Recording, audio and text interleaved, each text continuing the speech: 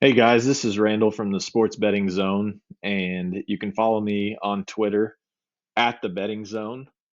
So today I'm just going to do a brief video going over some of the games that I like this week, as well as the experience that I've had with OddsJam. So just to start with that, I started using OddsJam about 5 months ago, and in that time, I was able to make close to $15,000 solely arbitrage betting.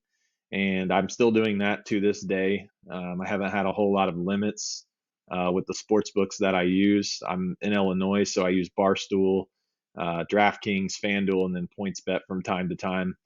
I have started seeing a little bit of limits on FanDuel, but for the most part, it's still not enough to prohibit me from profiting. So OddsJam's a great source for information. As you can see, I've got the odds pulled up for the football games this week. I'm going to go ahead and change this to the NFL because that's where we're going to be looking. But like I said, it's a great tool. You can find out the best odds for the game that you're looking for, whether it's money line or spread, or if you're looking at the total. So I'm gonna go ahead and get started. This week, well, let's talk about last week. So last week was not very kind to us in the NFL. I ended up going 2-5 on the plays that I posted on Twitter. Again, that's at the betting zone if you want to give that a follow. However, the week before, I ended up going 5-0 in the NFL and 3-0 in college. So, over the 2 weeks, it's definitely been profitable, and it's been very profitable this year. We had an extremely large play on the Ravens in week 2 against the Kansas City Chiefs plus 4.5. I gave that out in the Discord for OddsJam, and then I also posted it on Twitter as well. So, check it out. And, if you like what you hear on this, you can also listen to our radio show every Tuesday night. It's sponsored by OddsJam, and we have a sports betting zone where we talk about sports betting, and then we've also got Kenny White, a former odds maker from Las Vegas, who comes on and he talks with us each week as well. So to start out in college football this week, I've only got one game, so I don't have it pulled up here on the screen. But it's UConn and Vanderbilt. Vanderbilt is coming off of a 62 to nothing shutout loss against Georgia. Georgia looked excellent in that game. Vandy, like I said, they didn't score a single point. This is their third home game in a row. And one of the things that I look for when making bets is I call it my system play. I like when a home team is playing their third or fourth home game in a row. They've lost, either two or three of those in a row, and then they haven't covered as well. So in this spot, we're getting Vanderbilt in that situation. It's their third home game in a row. They've lost both of them. They didn't cover either one of them, and they were just shut out. So they're laying 14.5 this week against Connecticut. When I looked earlier in the day, it looked like that line was trending actually towards 14. um, I think that Vanderbilt's definitely the side here. I will be looking to bet that game on Saturday, but I would like to see a 13.5 if I could. If not, go ahead and lay the 14. I think that Vanderbilt, SEC team, they ought to be able to take it to UConn. UConn is absolutely horrendous, and Vanderbilt shouldn't have any problems scoring. They ought to be able to name the score in this game. So Vanderbilt on Saturday will be probably my only college play. There's a lot of marquee games, but I just don't have I don't have an edge on those, so I'm going to stay away from those. In the first game of the week, this was probably my favorite game when I saw it come out, and it's the Los Angeles Rams and the Arizona Cardinals. So I'm gonna look at the point spread again. I like to play the spreads in these games. Um, this line open Rams -6. It's currently um, Rams -5.5. So in that spot, I really like the Cardinals in this spot, catching the 5.5. I think it's actually even down to 4.5 now, but I think the Cardinals have a chance to win this game outright. And I think that it's just too many points. Yeah. So you can see here the numbers 4, minus 115 with the Rams. You can actually pick up Cardinals plus 4.5, minus 109 on Barstool. You can pick up a 5 as well, minus 115. Both of these are pretty dead numbers. I actually think that the Cardinals win this game outright. McVay has obviously owned the Cardinals. He's 8-0 against them since entering the league. However, this is a different Cardinals team. Kyler Murray has looked absolutely fantastic this year, and I think that he is a serious MVP candidate. And, with the line of the Rams opening -6, I think that it's a very popular money line play. I think that it'll be a lot of teasers. And, the Rams are coming off the win against the defending Super Bowl champs. And I think that this could be a flat spot for them. So I'll be looking at the Cardinals on Sunday. Again, if you read my blog, I mentioned this week that I'm going to actually post all the plays on Twitter rather than the blog. Last week, there were a couple of plays that I wasn't really too fond of when Sunday rolled around, but I had already locked them in and I had already sent them out. So I counted those plays, even though they were both losers. The next game is the Lions and the Bears. And I mean, this game is just an absolute battle of trash. Justin Fields last week looked horrendous. Part of that, I think, falls on Matt Nagy. He doesn't know how to call a game. The Bears had 47 yards of offense in that game, and they couldn't have looked worse in that spot. But in this spot, the Lions are coming off of a heartbreaking loss against the Baltimore Ravens last week. They absolutely should have won that game, and they blew it. They did what the Lions do, and the Lions blow games. So, in this spot, this line opened up Bears -3. It's currently sitting at 2.5, depending on what book you use. Here again, Barstool Bears -2.5, minus 115.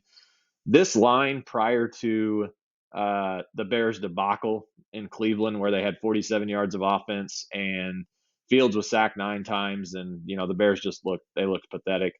This line was Bears -6, and Nagy's talked all week that he doesn't know who the starter is going to be, and this and that. It could be Foles, it could be Dalton, it could be Fields. I just think that's all nonsense. I think that Fields is the starter. And the look ahead line was Bears -6, and the only difference is the Bears look terrible, and the Lions hung with a pretty good Ravens team that beat the Chiefs the last week. So there's a little bit of an overreaction here to this line. I really think that it should be Bears -4.5, 5. So I'm gonna lay the 2.5 with the Bears on Sunday. That'll definitely be a play, but I'm not eager to lock this one in because I really think that you're going to continue to see some Lions money pour in, like you did in Week 2 when the Bears played the Bengals. That line opened up Bears 3.5, and it was down to 1.5, 2 by game time. So I'm going to hold off, but Bears is definitely a strong side in this game, and it's going to be a strong play for me this week. So. Look for that again, like I said, on Sunday. The next game that I'm looking at, and this is one of those games that you just bet and you kind of close your eyes when you click the button and you just hope all goes well. And that's the Titans and the Jets. And for those of you that have followed me for a while now, or even just the first 3 weeks in the NFL, you probably know where I'm going with this game. And unfortunately, I'm going to the side of the New York Jets. They're coming off of a shutout loss at Denver. They didn't score a single point.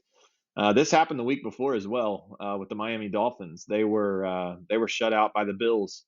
And since 2018, this spot, when you back a team after a shutout, it was 9-3 ATS heading into last week. So with the Dolphins picking up the cover last week, it's now 10-3, and again, I know the Jets they're a very hard team to back. Zach Wilson has looked awful this year.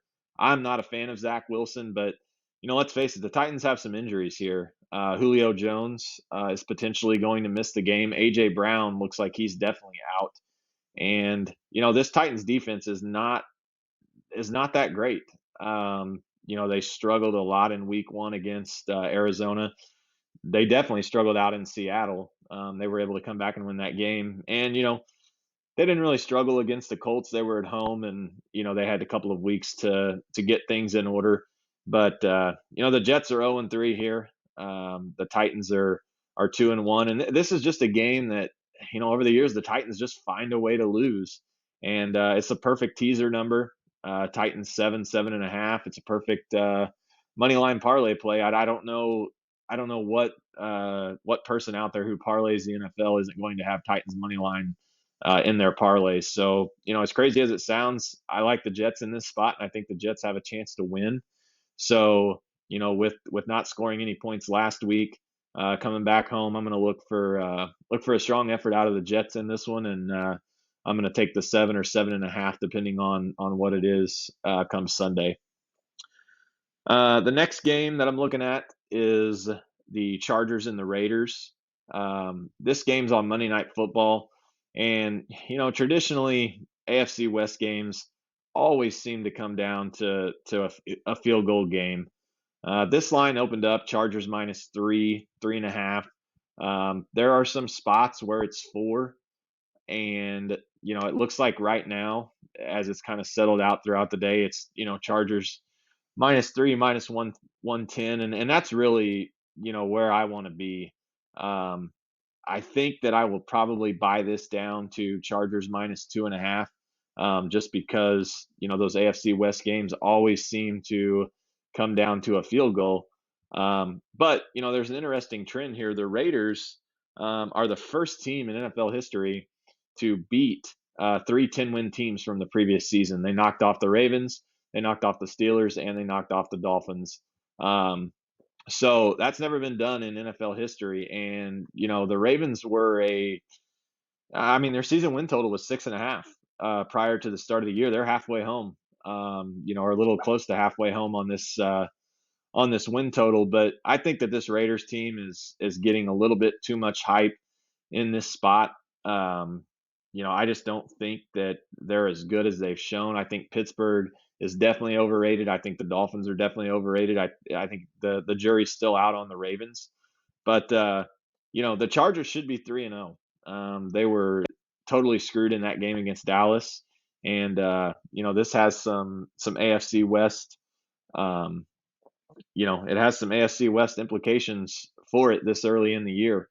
The Broncos are obviously 3-0, and they've got a big game with the Ravens. But interestingly enough, the Raiders in this spot, when they play on turf between home games, they're 0-18. Ask me why, I don't know, but that's a pretty solid trend to go against the Raiders here in this spot. And I've had this game circled for a while. Once the Raiders knocked off the Ravens, I kind of started looking ahead, and I thought, if they're 3-0 heading into this Chargers game, I'm definitely going to be on the Chargers. And the Chargers knocked off Kansas City last week, but I'm not convinced that this KC team is as good as everybody else thinks. I mean, you've got the Super Bowl hangover, which is very real, and they're 0-3 against the spread this year.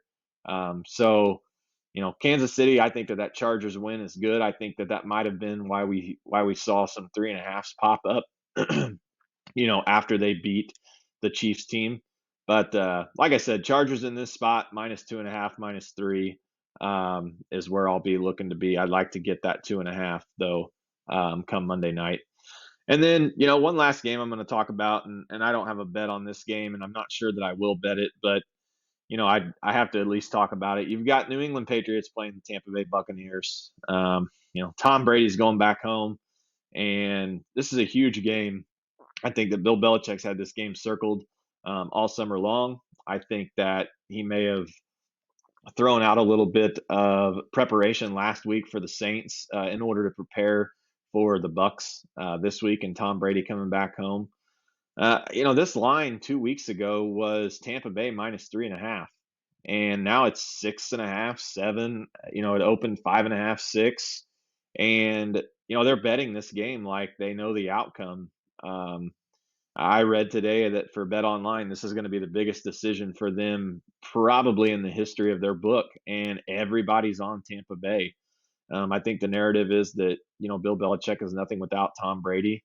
And I don't know that I agree with that. But I think that that's the narrative that's out there.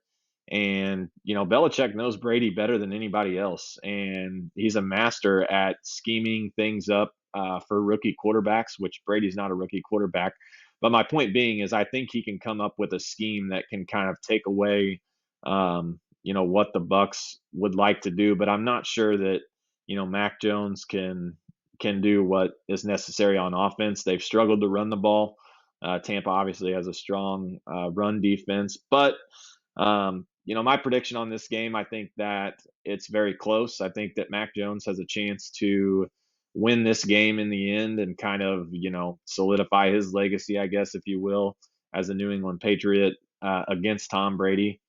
Um, we'll see. We'll see if that happens. Or on the other hand, maybe Brady throws a pick on a chance for him to have a game-winning drive. I think it's going to be exciting. I think that 7 is way too many in this spot, but um, I'm probably just going to watch this game.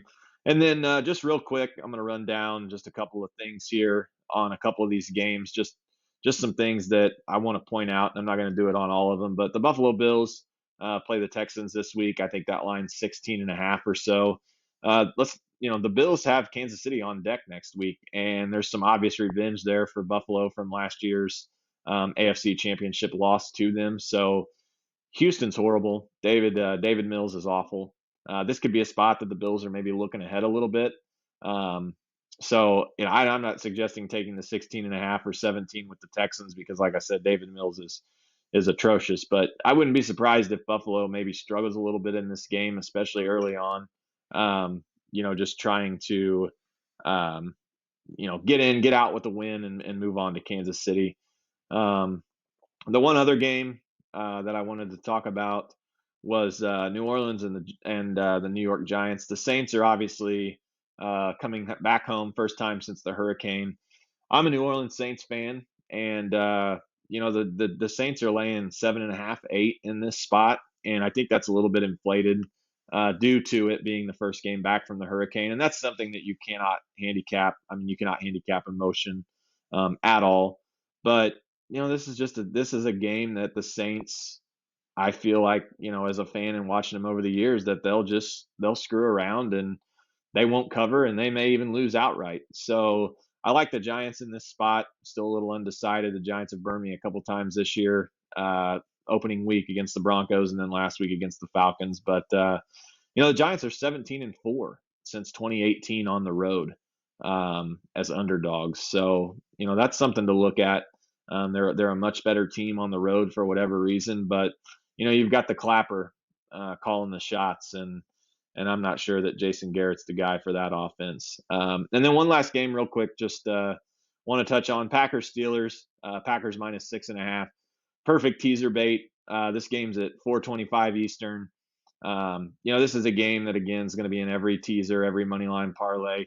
Steelers have looked. I mean, they have looked terrible. They looked so against the Bills. They got the win in week 1. Roethlisberger has been just totally trashed in the media, and I'm not betting this game, but don't be shocked if the Steelers win this game. That's typical NFL. Green Bay kind of getting hot here. They beat the Lions after looking bad against the Saints. They end up beating the Niners on the road, and now this is a game that the Packers, on paper, should blow them out. But that line being 6.5 is very fishy to me. I think it ought to be closer to 9.5, 10, and I think Vegas is telling you what's going to happen in this game, and I think that might be a Steelers outright win.